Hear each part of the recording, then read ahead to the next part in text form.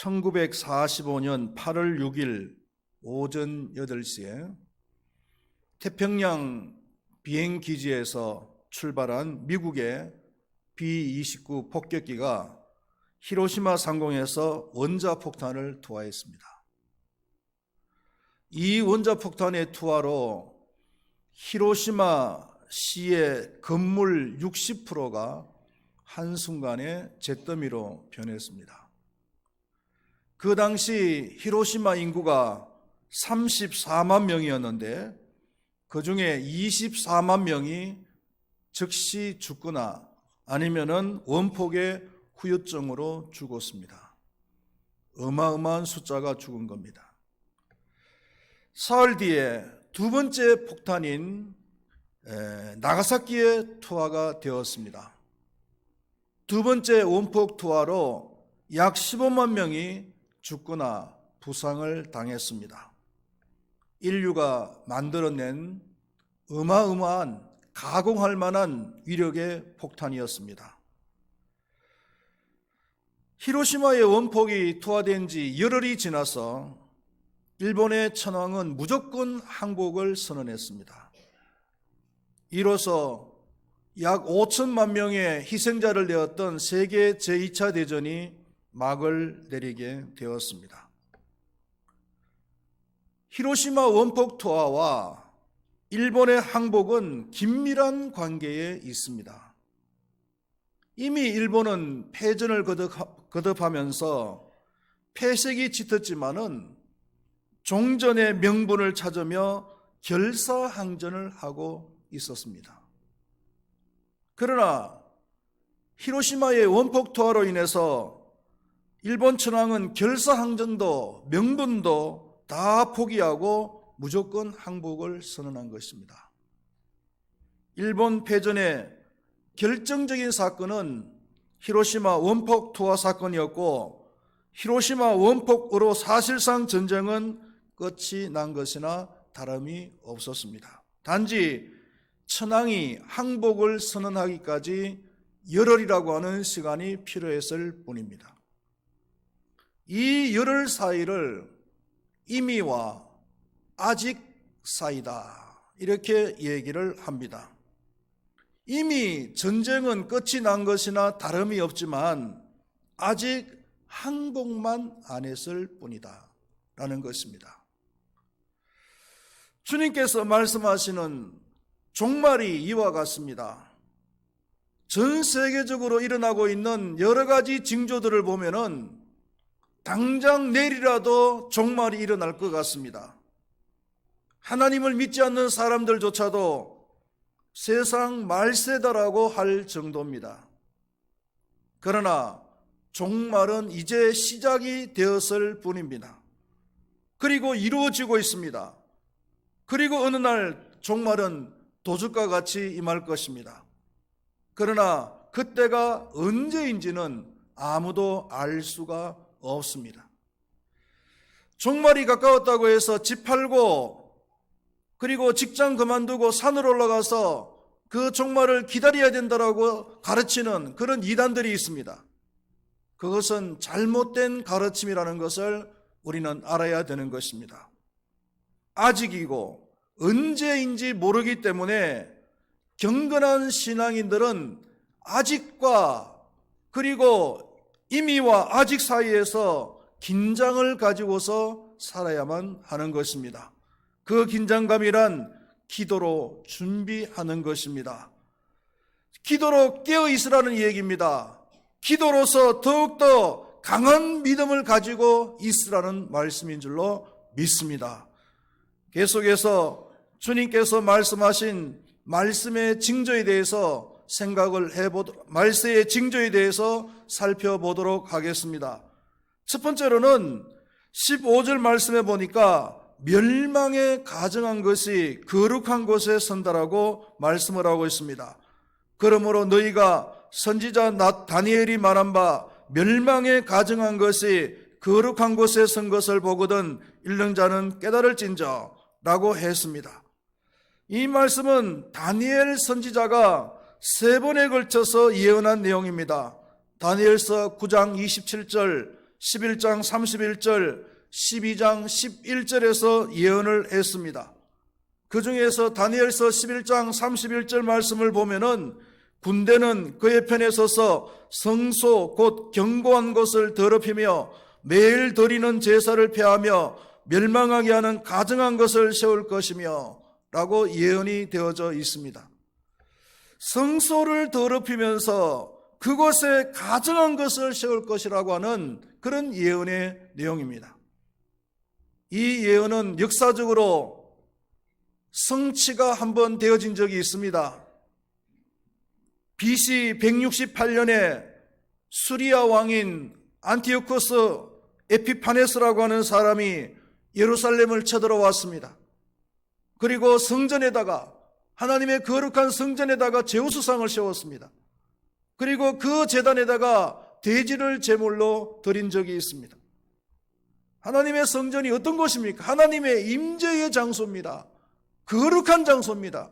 그 거룩한 장소에다가 제우스상을 세우고, 그리고 율법에는 부정한 동물로 취급이 되어져서 제물로 드릴 수 없는 돼지를 제물로 드린 그런 적이 있었단 말입니다.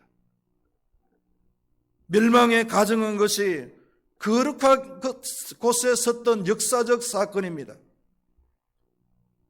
이 사건은 예수님께서 오시기 전에 성취되어진 사건입니다. 그러나 예수님께서 또 다니엘의 이 예언의 말씀을 가지고서 또 예언을 하신 것입니다. 인용을 해서. 그럼 예수님 이후에 또 이 말씀이 성취된 사건이 있느냐?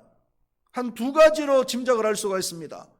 하나는 AD 70년 직전에 열심당원들이 봉기를 일으켜서 대제사장들을 죽이고, 그리고 대제사장들을 자기 마음대로 임명을 하고, 그리고 매일 드리는 번제를 못 드리게 했던 그런 사건이 있었습니다.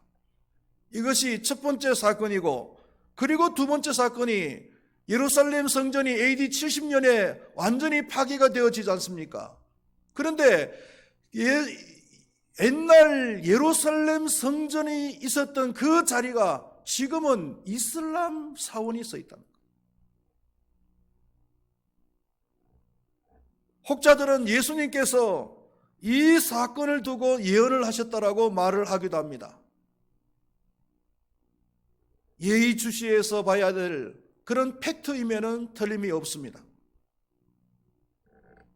그러나 근래에 와서 예수님의 이 예언의 말씀이 우리 주변에서 성취되어지고 있는 사건들이 많이 있는데, 공산주의자들이 교회를 폐쇄하고 그 교회 건물을 학교나 사무실이나 아니면은 사상교육장 같은 곳으로 사용을 했던 그런 역사적 기록들이 많이 있지 않습니까? 하나님의 거룩한 그 성전을 학교나 아니면은 사무실이나 아니면 공산주의 사상을 가르치는 그런 사상교육장으로 사용을 했단 말이에요. 뿐만 아니라 요즘 유럽에서는 교회의 교인 수가 점점 줄어드니까 교회가 유지가 안 됩니다. 건물이 유지가 안 되니까 교회를 팔아넘긴 겁니다. 교회 건물을 팔아넘깁니다. 어디다 팔아넘기느냐? 나이트클럽에다가 팔아넘기고, 아니면은 공장에다가 팔아넘기고, 그리고 심지어는 이슬람 사원에다가 팔아넘긴다는 거예요. 하나님께 예배를 드리던 그 장소를 이슬람에다가 팔아넘겼어요. 그리고 심지어는 버젓이 십자가를 달아놓은 상태에서 나이트클럽으로 운영을 하고 있다는 거예요. 참 기가 막히는 노릇이지 않습니까? 한국에서도 이런 현상들이 점점 나타나고 있습니다. 말세에 나타날 징조가 아닐 수가 없는 것입니다. 그리고 두 번째로 예수님께서 말씀하시는 말세의 징조는 큰 환란이 있을 것이라고 말씀하십니다. 21절 말씀에 보니까 이는 그때에 큰 환란이 있겠습니다. 창세로부터 지금까지 이런 환란이 없었고 후에도 없으리라고 말씀을 하고 있습니다. 어느 정도로 큰 환란이냐면은 창세 이후로 전무후무한 그런 환란이라고 했어요. 아마 우리 성도님들께서 지금까지 신앙생활 하시면서 나름대로 환란을 겪었을 것입니다. 그럼에도 믿음을 잘 지켜왔습니다. 그러나 앞으로 다가올 그 환란이라는 것은 지금까지 당했던 그 환란하고는 비교할 수 없을 정도의 혹독한 그런 환란이란 말이에요. 저는 이 설교 말씀을 준비하면서 참 마음에 참 염려가 안 될 수가 없었습니다. 우리 교인들 중에 만약에 이런 환란이 닥쳤을 때 이런 환란을 극복하고 믿음을 지킬 수 있는 사람이 몇 명이나 될 수 있을까?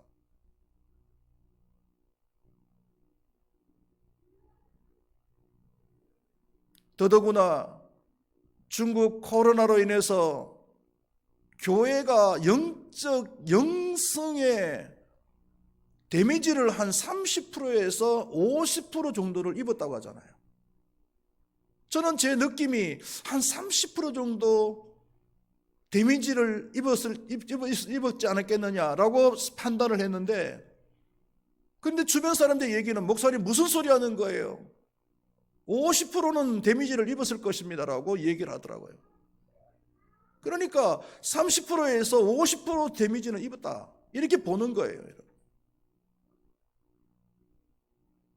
전염병이나 아니면은 정부의 사회적 거리두기 압박으로 인해서 속수무책으로 영성이 무너지는 거예요.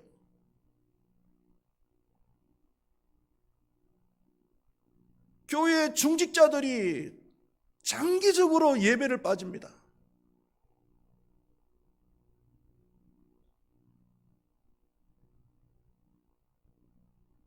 악한 영들이 이것을 통해서 노리는 것이 뭐냐면은 예배 의식을 상실하게 만들어버리는 겁니다. 그러면은 처음에는 전염병 때문에 아니면은 사회적 거리두기 때문에 이런 이유를 가지고서 예배를 빠지다가 예배를 한 번, 두 번 빠지고 나면은 예배에 대한 의식이 사라지는 겁니다. 없어지는 겁니다. 그렇다면 나중에는 이유도 되지 않는 이유 가지고서 예배를 빠지는 거예요. 그리고 자기 합리화 시키는 거예요.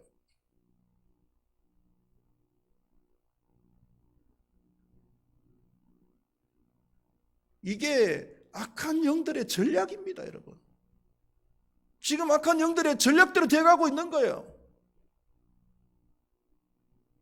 이것을 보면은 가슴이 아프지 않을 수가 없어요. 100%의 영성을 가지고서 그 환란을 맞이해도 이길까 말까, 극복하지 못할까 염려가 되는 판에 30%, 50% 데미지 입은 상태에서 그 환란이 닥친다면 어떻게 그 환란을 이겨나갈 수 있겠느냐.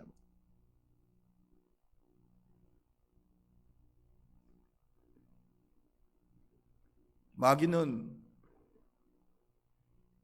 우리가 연약한 때를 너무나 잘 알고 있는 거예요. 우리가 데미지를 입어서 신앙의 중심을 잡지 못하고 있을 때 이때다라고 공격을 해오는 겁니다. 이걸 알아야 됩니다, 여러분들.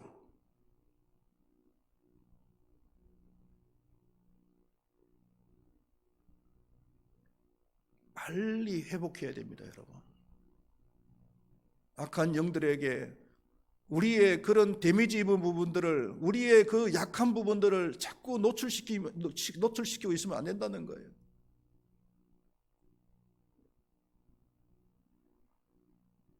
그래도 감사한 것이 뭐냐면은 22절 말씀에 한번 다 같이 읽어볼까요? 시작.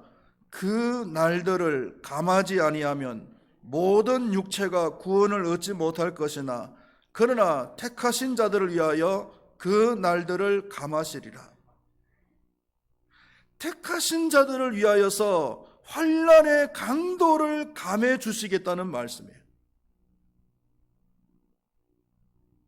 큰 환난이 있지만 그 환난 속에서도 하나님께서는 택하신 자들에게 베풀어 주신 하나님의 긍휼하심, 하나님의 은혜가 있다는 거예요. 생각나는 구절이 있지요. 고린도전서 10장 13절 말씀에 사람이 감당할 시험 밖에는 너희가 당한 것이 없나니 오직 하나님은 미쁘사 너희가 감당하지 못할 시험 당함을 허락하지 아니하시고 시험 당할 즈음에 또한 피할 길을 내사 너희로 능히 감당하게 하시느니라.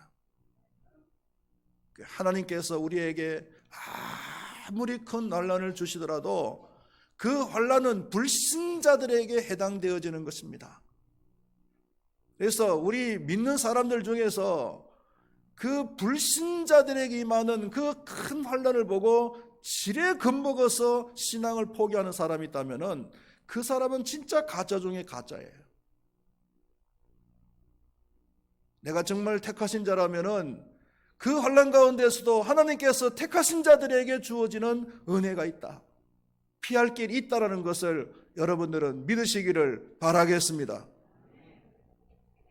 그리고 세 번째로는요, 거짓 영들이 미혹을 하는데 누구를 미혹하느냐 하면은 택하신 자들도 미혹한다는 거예요. 24절 말씀을 다 같이 읽어보겠습니다. 시작.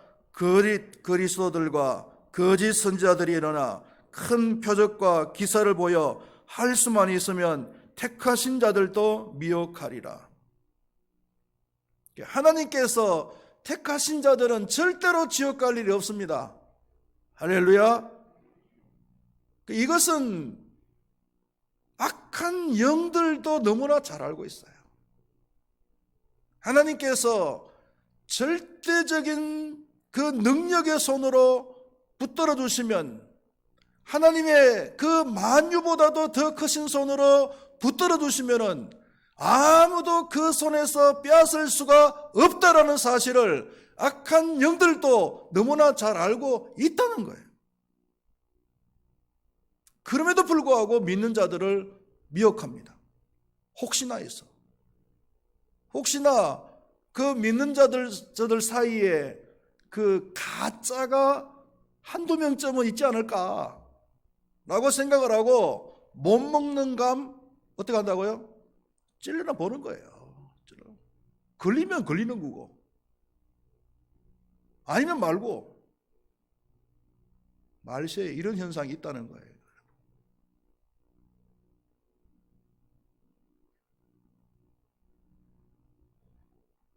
우리 큰바위 교회에 하나님께서 큰 환난을 내리신다고 했을 때 그 환난 속에서도 하나님께서는 각 사람들에게 피할 길을 다 주셔가지고 이길 수 있도록 해주시는 거예요. 그래서 그 환난 속에서도 다 승리합니다. 그런데 그 중에서 가짜가 몇 명 있다면은 그 가짜들은 그 환난을 보고는 그냥 지레 겁을 먹고 교회 안 나오고 신앙을 포기한다는 거예요. 딱 걸리더는 거예요.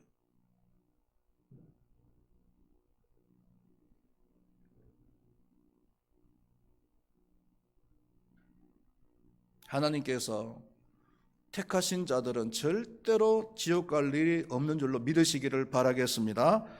그러나 악한 영들의 미혹에 한순간이라도 넘어가면은 구원을 받아도 그냥 받는 것이 아니고 죽을 고생을 하고 구원을 받는 거예요. 세상 말로 뒤지게 고생하고 구원받는 거예요.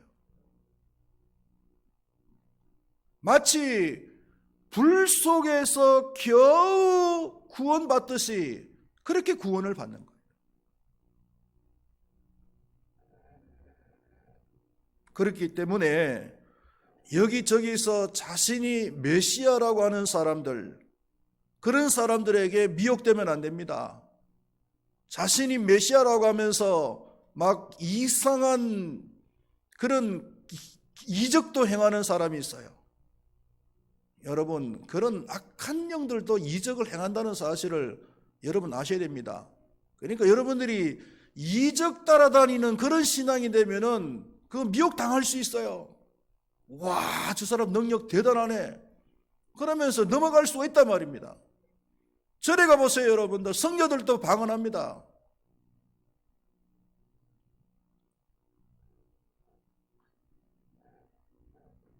그리고 자기들만의 교회가 참 교회라고, 그래서 주의 재림은 자기들 교회만이 임하게 된다라고 말하는 그런 사람들에게도 미혹을 당하면 안 됩니다. 90년대에 수많은 사람들을 미혹했던 다미선교회, 그 다미선교회에서는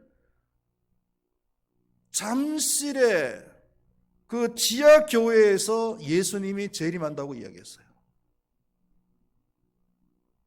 그래서 그들이 주장했던 1992년 10월 28일 자정, 많은 사람들이 주님의 그 재림을 보기 위해서, 맞이하기 위해서 흰옷을 입고 그리고 그곳으로 몰려들었어요.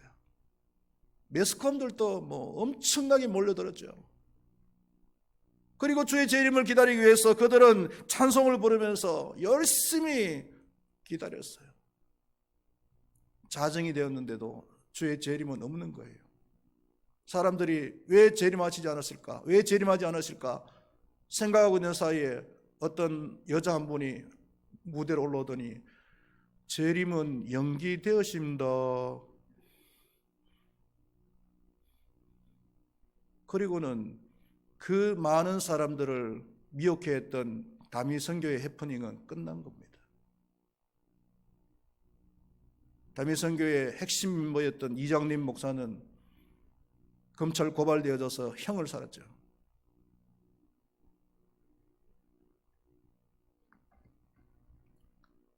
그 피해 사례를 보면은 철도 공무원이 그 시한부 종말론의 설교 테이프를 열차 안에다 털다가 해직되었습니다.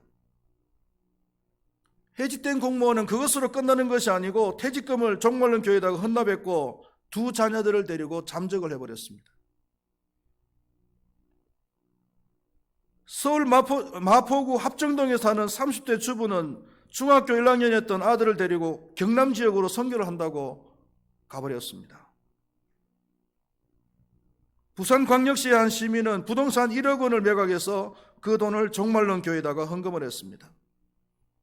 90년대 초반에 1억 원이면 요즘으로 이야기하면 한 빌라 한 3채 정도가 됩니다.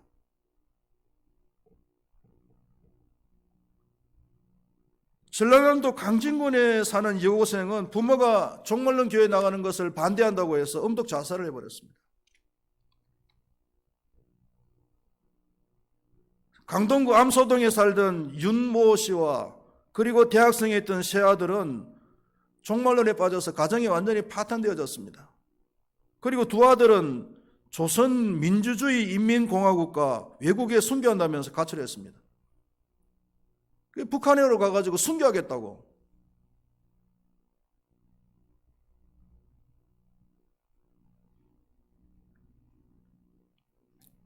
그러면 사람들이 너희에게 말하되 보라 그리스도가 광야에 있다 하여도 나가지 말고 보라 골방에 있다 하여도 믿지 말라. 번개가 동편에서 나서 서편까지 번쩍임 같이 인자의 임함도 그러하리라 라고 말씀을 하고 있습니다. 번개가 동에서 서편까지 번쩍임 같이 인자의 임함도 이렇다는 겁니다. 여러분 번개가 하늘에서 번쩍하면은요 그 순간에 모든 사람들이 그 번개를 다 보잖아요. 그러니까 예수님께서 재림하시는 것은 전 세계 사람들이 동시에 다 볼 수 있도록 임하시는 것이지 어느 골방에 어느 지하교회에 임하시는 것이 아니다라는 거예요. 여러분 절대로 속으시면 안 됩니다.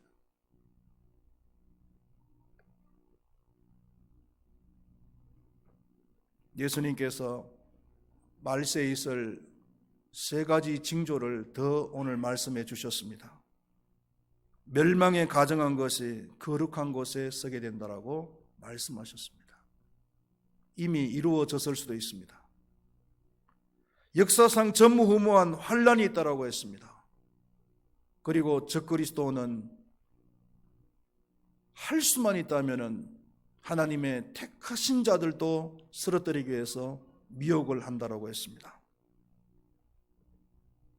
우리는 주의 재림을 기다리면서, 아니면 주의 재림이 점점 더 가까워 오고 있음을 보면서 기도로 준비를 해야 될 줄로 믿습니다. 기도로서 약해진 영성을 회복해야 될 줄로 믿습니다. 기도로서 우리의 영성을 더욱더 강하게 만들어야 될 줄로 믿습니다. 기도하겠습니다. 하나님 아버지, 주님께서 말씀하신 말세의 징조들이 많이 성취가 되어지고 주의 종말이, 주의 재림이 점점 가까워지고 있음을 우리는 몸소 체험을 합니다. 그러나 주의 재림이 시작은 되어졌지만 아직까지 완성이 되어진 것은 아니기에 우리는 이미와 아직 사이에서 영적 긴장감을 가지고서 기다려야 될 줄로 믿습니다. 그것은 기도하는 것인 줄로 믿습니다. 전염병과 그리고 정부의 사회적 거리두기로 우리의 영생이 많이 피해를 입고 있는 가운데 있습니다. 많은 상처를 입고 있습니다. 많이 영성이 퇴보되어지는 가운데 있습니다. 예배만 해도 그렇습니다. 전염병 때문에, 사회적 거리두기 때문에 예배를 장기적으로 빠졌지만, 그러나 악한 영들이 노리는 것은 그것을 통해서 예배의 의식을 흐리게 만드는 것입니다. 예배의 의식이 흐려지게 되면은 이제는 이유 아닌 이유를 대면서 예배를 빠지게 됩니다. 그러면서 하나님과 점점 멀어지게 되고 그 악한 영들의 계략에 빠지게 되는 것입니다. 하나님, 이런 미혹을 우리가 기도로서 이겨나갈 수 있도록 도와주시옵소서. 기도로서 우리의 그 데미지가 회복되게 하여 주시옵소서. 기도로서 우리의 영생이 더욱더 강해질 수 있도록 도와주시옵소서. 악한 영들의 어떤 미혹에도 능히 강하게 이겨나갈 수 있는 우리 모두가 되게 하여 주시옵소서. 예수님의 이름으로 기도드리옵나이다. 아멘.